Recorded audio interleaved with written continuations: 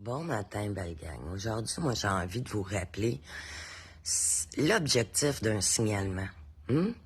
Pourquoi appeler la DPJ?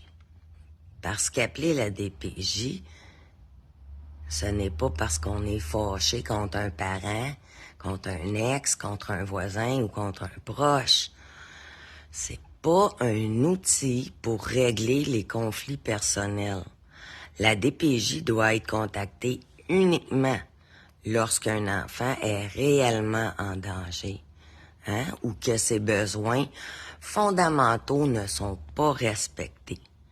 On appelle la DPJ quand on a des motifs sérieux de croire qu'un enfant est soit victime de violences physiques, psychologiques ou sexuelles, qui subit de la négligence grave, un manque de nourriture, de soins médicaux, d'hygiène ou de supervision, etc.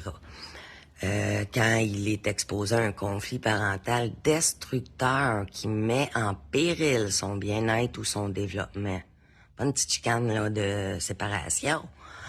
Et il est laissé à lui-même sans protection, sans encadrement, sans présence d'adultes adéquats, ou est témoin de violences conjugales ou familiales, ce qui affecte sa sécurité puis sa santé psychologique. Mais appeler la DPJ, c'est une responsabilité citoyenne. C'est un geste de protection envers un enfant qui n'a pas la capacité de se défendre ou de dénoncer ce qu'il vit lui-même.